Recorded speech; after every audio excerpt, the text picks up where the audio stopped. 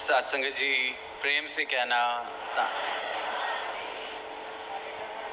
आज लगभग 2 महीनों के बाद इधर 8 नंबर ग्राउंड के इस सत्संग पंडाल में सत्संग करने का मौका मिल रहा है। आप सबके दर्शन करने का मौका मिल रहा है। और इस दौरान जहां पंजाब, जम्मू कश्मीर भी जाने का मौका मिला, उसके बाद भक्ति पर्व का भी समागम आया और फिर ये जो कल्याण यात्रा जिसका जिक्र हो रहा था, जो राजस्थान से शुरू होती हुई इलाहाबाद में जिसका आखिरी पड़ाव, खैर वो अगली यात्रा की शुरुआत ही थी, क्योंकि वहाँ हजूर ने सेवाओं का आरंभ किया अपने कर कमलों द्वारा। तो निरंतर इस दौरान इस यात्रा पर जहाँ जहाँ भी जाने का अवसर मिला, जहाँ जहाँ भी संतों महात्माओं के दर्शन हुए, जिस प्रेम के भाव से, जिस श्रद्धा के भाव से, जिस भक्ति के भाव से वहाँ संतों ने अपने भावों को प्रदर्शित किया, वो एक नज़ारा, वो जो देखता है वो अपनी भक्ति भी उसकी साथ साथ ऐसे लगता है कि निखरने लग गई है। क्योंकि जो सद्गुरु का और भक्त का एक जो ये प्रेम होता है, अगर ये अपनी आँख बख्शते हैं तो उस प्रेम को देखना भी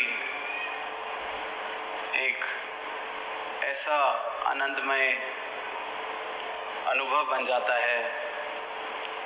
और फिर जहाँ वो आँख नहीं है उस प्रेम को समझने की या देखने की, वहाँ इस प्रकार के सवाल कि ये भाषा भी नहीं समझी जाती, यहाँ पे कैसे, यहाँ पे आने से क्या होगा, यहाँ क्यों आते हैं, कैसे डिसाइड करते हैं कि कहाँ जाना है।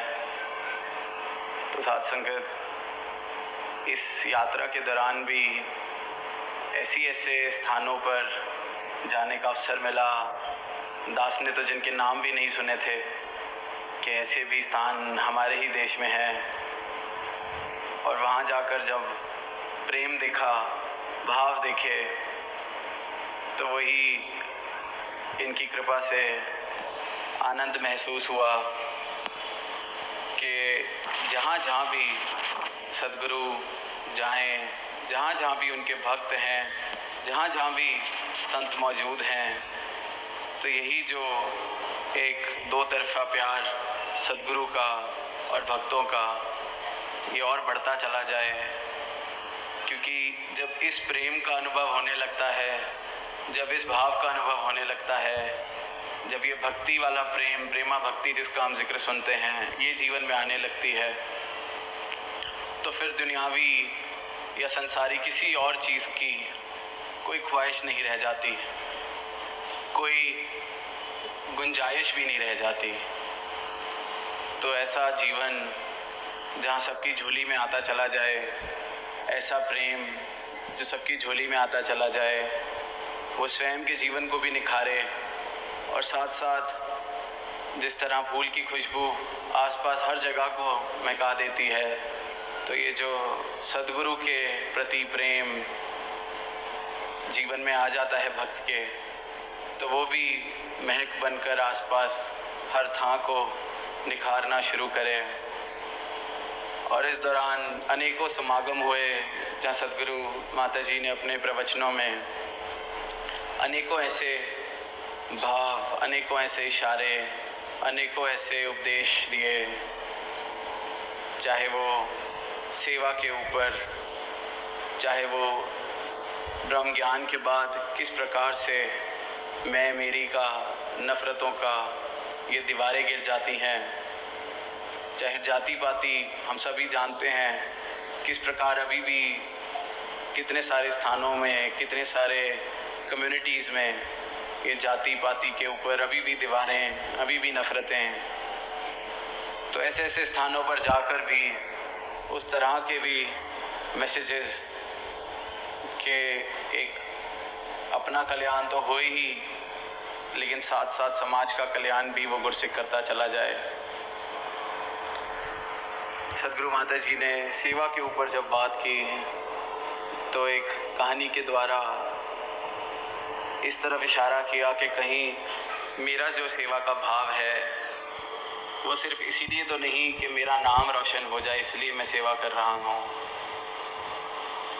चेतनता के ऊपर बात की तो वो भी कहा गया कि जब इस ब्रह्म ज्ञान से मैं जब जुड़ जाता हूँ तो एक चेतनता, इस चेतन सत्ता के साथ जब मैं जुड़ा हुआ हूँ तो मेरा जीवन भी फिर चेतनता से, मेरा हर कदम चेतनता के साथ, मेरा हर डिसीजन, हर चॉइस उस चेतनता के साथ।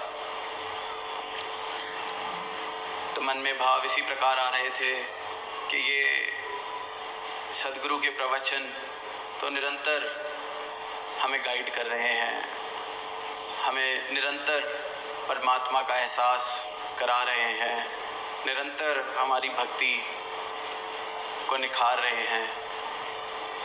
पर इंसान जो इससे वंचित है उसका जीवन भी हम देखते हैं, पर उस जीवन को देखने से पहले मन में भाव यही आता है कि जो दात हमारे जीवन में है क्या वो पूरी तरह से हमारे जीवन में उतर गई है, या हमने इस दात को भी अपनी मैं को बचाने के लिए एक ढाल सा बना लिया है, या मेरी चालाकी ने इस ब्रह्म ज्ञान को भी मुझे और चालाक करने में, मेरे अहंकार को और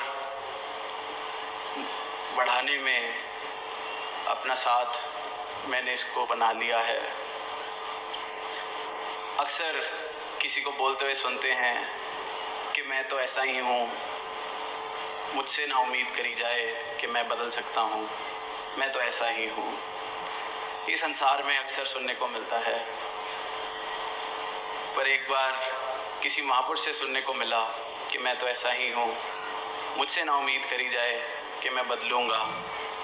यहाँ तक तो बात ठीक थी क्योंकि संसार ठीक है, संसार में हम विचरते हैं, संसार का हम पे रंग चढ़ता है। पर जो अगली लाइन थी उसके बाद दास को लगा कि जिसने तो इस मैं को ख़त्म करना था उसको तो हमने इस मैं को बचाने के लिए ढाल बना लिया है। अगली लाइन जो निकली वो ये थी कि मैं तो ऐसा ही हूँ, मुझसे ना उम्मीद की जाए कि मैं बदलूँगा, मुझे तो निरंकार ने ऐसा ही बनाया है। अब साथ संगत, जब निरंकार की ढाल मैंने लगा ली अपनी मैं के आगे तो फिर बचने का क्या उपयोग। इससे अच्छी, इससे पक्की ढाल तो मिल ही नहीं सकती। जहाँ इस निरंकार को पाके मैंने अपनी मैं को ख़त्म करना था, क्योंकि निरंकार तो हम सब में एक जैसा है। सदगुरु ने यही ज्ञान देके सारे फ़र्क मिटाए हैं कि ये जो हर चीज़ का सोर्स है, स्रोत है, उसी के अंश तुम हो। तो जो प्रेम निरंकार से बहता है वही इसके बोध से, इसके ज्ञान से हमारे जीवन में उतरना चाहिए। तो जिस मैं को हटाना था, जैसे जब ज्ञान मिलता है तो बताते हैं कि दृष्टमान माया है, बाकी कुछ नहीं रहना यार, यही है सब कुछ जिसनों कहते ने निरंकार। तो मेरे अंदर भी तो जो मैंने परतें चढ़ाई हुई हैं दुनिया की, समाज की, शिष्टाचार की, उसको भी तो इस ज्ञान ने हटाना था। पर मैंने उसको तो वैसे का वैसा ही बने रहने दिया और साथ में एक परत ऊपर से और चढ़ा ली। ज्ञान जीवन में बसा तो नहीं, समझ तो नहीं आया, बोध तो नहीं हुआ, पर जो शब्द सीखे उसको अपने इस्तेमाल में लगा लिया कि मैं तो ऐसा ही हूँ, मुझे निरंकार ने ऐसा ही बनाया है।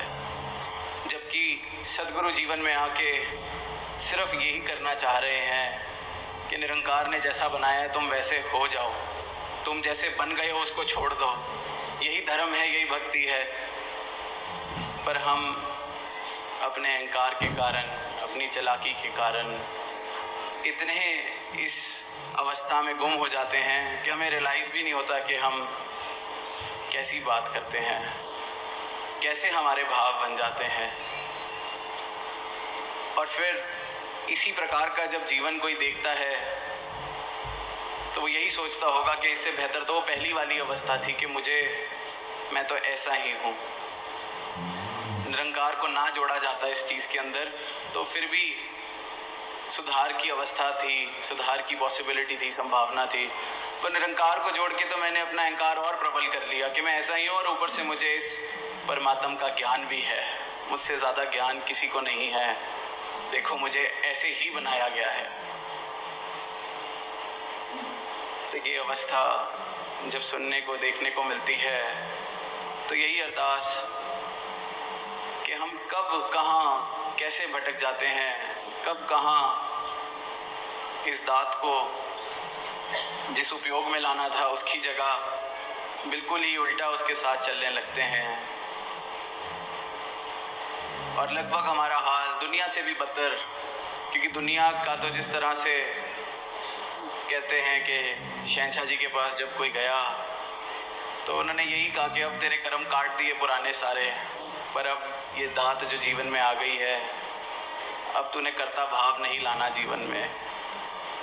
पर हम बिल्कुल उससे विपरीत कई बार होने लगते हैं और सारा कारण सब हमको पता है, हम कहते भी हैं सुनते भी हैं कि ये मैं, ये अहंकार, ये इसकी वजह से ही सब कुछ ऐसे होता है। आज मन का भी जिक्र सुना हमने, पर फिर भी अवस्था बड़ी मुश्किल। तो उसकी युक्ति भी सदगुरु ने खुद दी है अवतार वाणी में कि जिस बंदे का हर दम हर पल ध्यान गुरु के चरणों से जुड़ा है तो ऐसे बंदे के अंदर ये निरंकार भगवान खुद वास करता है। फिर ये अहंकार, ये मन, ये इस प्रकार का जीवन मेरा नहीं बन सकता। लेकिन ध्यान जुड़ना गुरु के चरणों में और मेरा ये कहना कि मैं गुरु के चरणों में जुड़ा हूँ, उसमें बहुत फ़र्क है। एक कहानी दास को याद आ रही है कि एक जज के पास दो भाई, मुकदमा चल रहा, एक का सर फटा हुआ है, एक की टांग टूटी हुई है और लड़ाई। तो जज ने पूछा ये हुआ क्या? तो उसने कहा कि इसने मेरे घर पर बुलडोज़र चला दिया तो मेरे से रहा नहीं गया, मैंने इसका सर फोड़ दिया, फिर इससे रहा नहीं गया, इसने मेरी टांग तोड़ दी। तो जज ने कहा कि अच्छा तुम्हारा घर कहाँ है, कितना बड़ा है, क्या है? कहते एक बारी रुकिए, अभी हमारी पूरी बात आप सुनिए। वो कहते हम दोनों बैठे थे, बात चल रही थी, चाय पी रहे थे चाय की दुकान पर। तो मैंने कहा कि मैं सोच रहा हूँ थोड़ी सी ज़मीन खरीद लूँ। उसने कहा बहुत अच्छा सोच रहे हो। और फिर उसने कहा कि मैं सोच रहा हूँ ये ज़मीन खरीद कर इस पर घर बना दूँ। उसने कहा नहीं, ये तो मैं होने नहीं दूँगा। अगर ज़मीन खरीदी जाएगी तो उस पर तो हम फैक्ट्री बनाएंगे। उसने कहा नहीं, घर तो मैं बनाना सोच चुका हूँ और मैं बनाऊँगा ही। उसने कहा बना के देखें, मैं बुलडोज़र चला दूँगा। तो उसने कहा कि मैंने एक कागज़ निकाला, उस पर लकीरें खींची और कहा कि ये देख मैंने ज़मीन खरीद ली। फिर मैंने और लकीरें खींची कि ये देख मैंने घर भी बना दिया। तो उसने कहा अच्छा। उसने भी अपनी पेंसिल निकाली और कहा ये लो, मैंने भी बुलडोज़र चला दिया। और कहते इतने में मुझसे रहा नहीं गया और मैंने इसका सर फोड़ दिया। साथ संगत जब पहली बार सुनी थी बड़ी हंसी भी आई, चेहरे पर एक मुस्कुराहट भी आई। पर फिर जब अपने जीवन की दशा देखी कि हम क्या कर रहे हैं, हम क्या कर बैठते हैं कि ऐसा होगा, ऐसा वैसा हो जाएगा, ये हो जाएगा, और फिर हम परेशान होने लगते हैं। फिर हम कहते हैं कि जीवन में आनंद नहीं आ रहा। फिर हम कहते हैं कि आज सत्संगत भी गए पर ध्यान नहीं लगा। क्योंकि मन स्थिर कैसे होगा जब सारी चीज़ें ही या सारे ही रिश्ते मैंने मिथ्या के साथ बना रखे हैं, माया के साथ बना रखे हैं। उनका तो सब कुछ फिर कागज़ पे था। अगर असली में भी एक घर बन जाए, रिश्ते बन जाए, सब कुछ बन जाए, हम ब्रह्मज्ञानी संत कहते तो हैं कि ये माया है, डिटैच अटैचमेंट। पर क्या वाकई ये हमारे जीवन में उतरे हैं भाव? ये बिल्कुल इस प्रकार है कि हम जीवन ऐसे जी रहे हैं कि जैसे कोई चल रहा हो और उसकी परछाई पर किसी ने पैर रख दिया और वो उससे नाराज़ होने लगे कि आपने मुझे चोट पहुंचाई है। वो कहेगा कैसे, आपने मेरी परछाई पर पैर रख दिया। अब ऐसे किसी को जब हम चलते देखते हैं और वो ऐसे ही करने लग जाए कि चल रहा हो और परछाई पर कुछ टकरा जाए और वो ऐसे करने लगे कि मुझे तो चोट लग गई है, वो शोर मचाने लगे, तो ऐसे बंदे को सारे हंस के कहेंगे कि तू पागल है, कर क्या रहा है। पर हम सब भी तो यही कर रहे हैं। मेरे मान सम्मान को ठेस पहुंच गई है, मैं इसको छोड़ूंगा नहीं। इसने ऐसे कर दिया है, मैं इसको छोड़ूंगा नहीं। मुझे पैसे का मेरे नुकसान हो गया है, मुझे बड़ा क्रोध आ रहा है। हमने भी सारे रिश्ते इसी परछाई के साथ बना रखे हैं। सारी दुनिया इसी प्रकार चल रही है, परछाई के साथ अपने जोड़ बनाकर परेशान हो रही है, दुख में है। दुख का भी जिक्र हुआ, तो दुख का कारण क्या है? दुख का कारण हम खुद हैं। इंसान खुद अपने दुख का कारण है। एक शायर ने भी कुछ पंक्तियाँ लिखी हैं जो लगभग शायद इस प्रकार हैं कि जो गुजारी जा ना सकी हमसे, हमने ऐसी ज़िंदगी गुजारी है। ये सारी ही मानवता का ये हाल है। और फिर उसको भी अपने अहंकार में हम जोड़ लेते हैं कि वैसे तो जीवन ऐसा था जो गुजारने लायक नहीं था, पर मैंने फिर भी वो जीवन गुजार लिया। जो गुजारी जा ना सकी हमसे, हमने वैसी ज़िंदगी गुजारी है। तो इन परछाइयों के साथ अगर रिश्ते बना के जीवन जिएंगे तो वो गुजारे लायक तो होगा ही नहीं, क्योंकि वहाँ तो सब सुख दुनिया दे परछावे ने, जिस तरह से शहंशाह जी ने कहा है।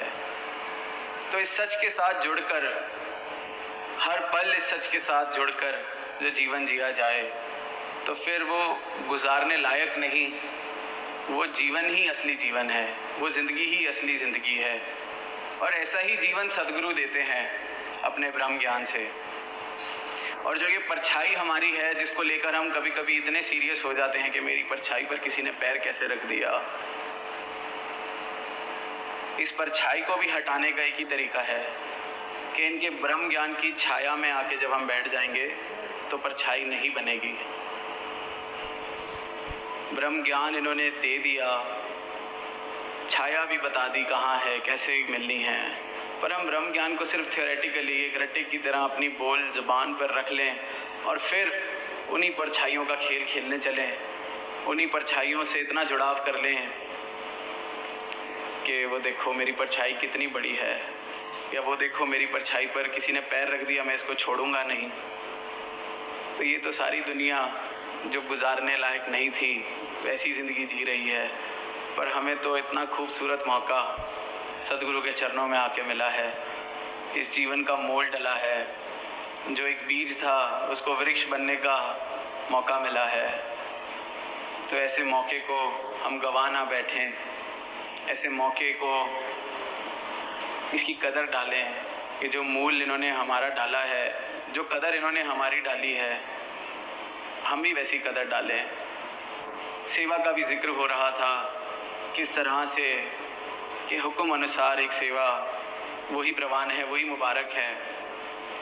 कई बार हम सोचते हैं अपने मन में, जैसे उन्होंने ख्याल कर लिया कि हम घर बनाएंगे, बुलडोज़र चल गया, लड़ाई हो गई। कितने कितने ख्याल हम किसी के बारे में बना लेते हैं, कितने कितने रिश्ते इन ख्यालों की वजह से हमारे ख़राब हो जाते हैं। और कितनी कितनी बार हम खुद की बढ़ाई कि मैं कितना अच्छा देखो कर रहा हूँ, मुझसे सारे कितने खुश हैं। तो इसी प्रकार कहीं सुनने को मिला कि कोई आश्रम में गुरु विश्राम कर रहे थे, सो रहे थे, तो थोड़ी देर के लिए उनका कोई पुराने शिष्य वापस आया कि मेरे को कुछ घंटे मिले हैं, आज गुरु जी के दर्शन करने हैं, फिर अपने शहर लौटना है। तो जब उसको पता चला कि वो सो रहे हैं तो वो कहता कि वाह, इससे अच्छा तो मौका ही नहीं मिल सकता, सेवा भी करे, बड़ा समय बीत गया है। वो जाता है और उनके चरण दबाने लग जाता है। तो जाहिर सी बात है, जो सो रहे थे उनकी नींद खुलती है। तो वो इशारा करते हैं कि अभी विश्राम करने का ध्यान है। वो कहते हैं नहीं, मुझे तो मौका ही, आप सेवा दीजिए, मेरा जीवन धन हो जाएगा अगर आपकी ये सेवा मैं करूँगा तो। वो फिर इशारे से कहते हैं कि अभी विश्राम का ध्यान था, पर सेवादार की सेवा। वो कहते हैं नहीं, ऐसा मौका, आपकी सेवा का मौका तो फिर गुरु सेवा कराने लगते हैं। जब आधा पौना घंटा बीतता है, वो बड़ा खुश होकर वापस जाता है कि मेरे को सेवा भी मिली, दर्शन भी मिले। तो अगले दिन गुरु अपने शिष्यों से पूछते हैं कि सब तुम्हें पता चला होगा कि कल वो सेवा करके गया है, उसने मेरे चरण दबाए हैं, पर पूछना मैं ये चाहता हूँ, क्या सेवा उसने मेरी की या मैंने उसकी की? ज़रूरत उसकी थी मेरे चरण दबाने की, या उस वक्त वो सेवा वाकई थी? तो कहीं हमारा हाल भी इस प्रकार ना हो साध संगत कि हम सोच रहे हैं कि हम बहुत सेवा करते हैं, पर क्या जिसको मैं सेवा कह रहा हूँ वो हुक्म अनुसार है, नहीं है? ये चेतनता भी हमारे जीवन में आए। और सदगुरु पल पल पर इशारा कर रहे हैं किस तरह से जीवन है, किसको सेवा कहा जा रहा है, कौन सी सेवा प्रवान है। तो ऐसी सेवा, ऐसी भक्ति, ऐसा जीवन सबकी झोली में आए। दास अपने लिए भी यही अरदास करता है, सारी साध संगत के लिए यही अरदास करता है। प्यार से कहना, दान कार्य।